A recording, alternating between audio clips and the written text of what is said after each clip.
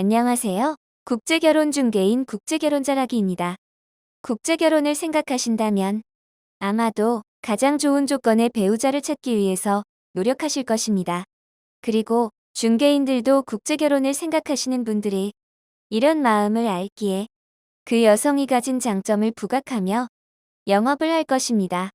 그런데 국제결혼의 특성과 현지 실정에 비추어 보면 가장 좋은 조건의 여성을 배우자로 찾는 방법은 잘못된 방법이라 할 수 있습니다. 국제결혼에서 배우자를 찾을 때 가장 좋은 조건의 여성을 찾으면 국제결혼하기가 어려워질 것입니다. 이는 국내 결혼도 마찬가지일 것입니다. 지난 날을 돌이켜보면 한 번쯤은 본인을 좋아하는 여성이 있었을 것입니다. 그때 그 여성에게 관심을 가지지 않은 이유는 무엇일까요? 만약 지금 다시 그런 여성이 나타나 결혼하자고 한다면 본인은 어떤 결정을 할까요? 국제결혼에서 가장 좋은 조건의 여성을 배우자로 찾으려는 생각은 큰 문제를 만드는 경우가 많습니다. 국제결혼은 대부분 만혼의 나이에 생각하는 경우가 많습니다. 늦은 나이지만 가장 좋은 조건의 배우자를 찾으려는 생각이 국제결혼을 하겠다는 결정을 미루게 만들기도 합니다. 국제결혼을 생각하지만 몇 년씩 인터넷 검색만 하시며 결정하지 못하는 분들의 이유 중 하나일 것입니다.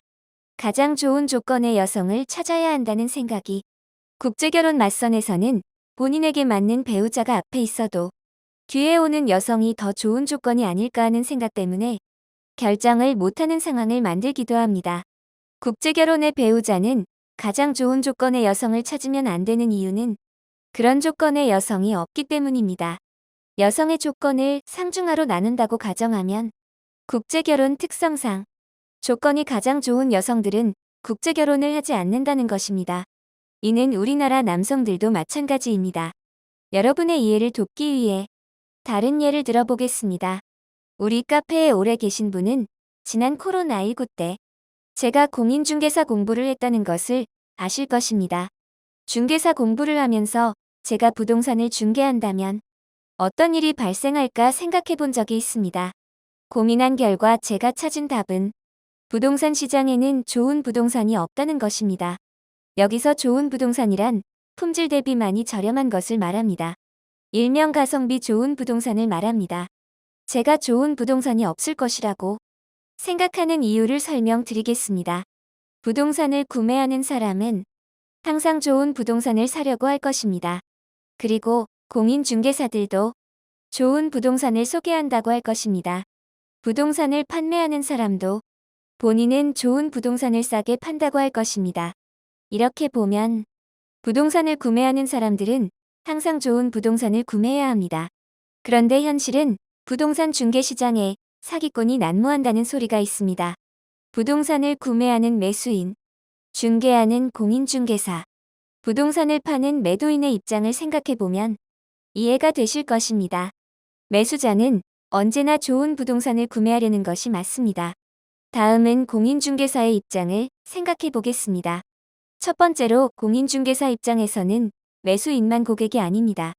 매도인도 고객입니다. 그래서 일방적으로 매수인만 유리한 계약을 체결하려고 하지는 않을 것입니다. 두 번째로 공인중개사 입장에서는 부동산 가격이 높을수록 중개 수수료를 많이 받을 수 있습니다. 이는 공인중개사법이 그렇게 되어 있기 때문입니다. 비싸면 비쌀수록 수입이 많은 구조라는 것입니다. 제가 부동산 중개 시장에 좋은 부동산이 없다고 생각하는 가장 큰 이유는 부동산을 파는 매도인에게 있습니다. 예를 들어 현 시세가 1억이고 몇 년 안에 2억으로 가격이 상승할 것 같은 부동산이 있다고 가정해 보겠습니다. 첫 번째 부동산 주인은 이 부동산을 팔려고 하지 않을 것입니다. 두 번째 급박한 사정이 있어 저렴한 가격에 급매로 팔아야 한다고 가정해 보겠습니다. 여러분이라면 곧 가격이 폭등할 좋은 부동산을 부동산 중개 시장에 저렴한 가격에 내놓을까요? 꼭 저렴하게 팔아야 한다면 부모 형제나 가까운 지인에게 팔 것입니다. 만약 이 부동산이 중개 시장에 나온다면 현 시세대로 나오거나 가격 상승의 기대감 때문에 플러스 알파에서 나오겠지요. 이런 이유 때문에 제가 내린 결론은 부동산을 산다면 좋은 부동산을 찾으면 안 된다는 것입니다. 첫째, 좋은 부동산은 시장에 나오지도 않을 것이고, 두 번째, 시장에 나오지 않는 좋은 부동산을 찾으려고 시간을 허비할수록 부동산을 구매하기는 더 어려워질 것이기 때문입니다. 예를 들어 지금 자금력이 1억이고 살 수 있는 평범한 부동산이 있지만 좋은 부동산을 찾으려고 3년을 허비한다고 가정하겠습니다. 3년이 지났지만 좋은 부동산이 나타나지 않아 평범한 부동산을 사려고 보니 시세가 올라 1억 5천이 되어 있을 것이기 때문입니다. 그렇다면 어떻게 해야 할까요? 부동산을 구매하려고 한다면 좋은 부동산을 찾을 것이 아니라 나쁜 부동산을 제외해야 한다는 것입니다. 제외하고 남은 것이 목적에 맞으면 좋은 부동산 아닐까요? 국제결혼도 마찬가지입니다.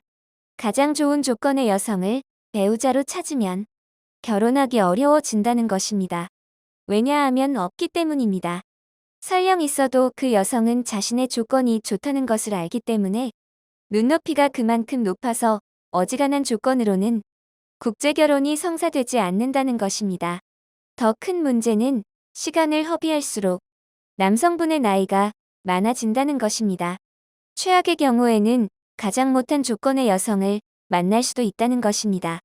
국제결혼도 현실에 비추어 보면 가장 좋은 조건의 여성을 배우자로 찾을 것이 아니라 나쁜 조건의 여성을 제외시켜야 합니다.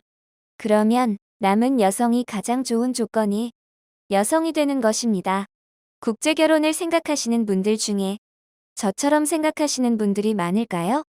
국제결혼을 잘하는 방법 중에 하나가 본인의 생각을 국제결혼 현실에 맞추는 것입니다.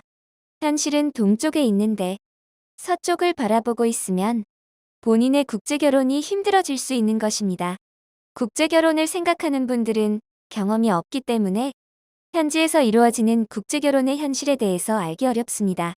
그래서 제가 중개인을 잘 만나고 도움을 받으시라고 말씀드리는 것입니다. 여러분이 국제결혼 중개인을 선택하는 이유이기도 합니다. 여러 번 강조하지만 국제결혼에 관해서는 국제결혼 중개인이 더 많이 알고 있습니다. 국제결혼에 관한 궁금하신 점은 010-9338-9111 2번으로 문의를 주시기 바랍니다. 감사합니다.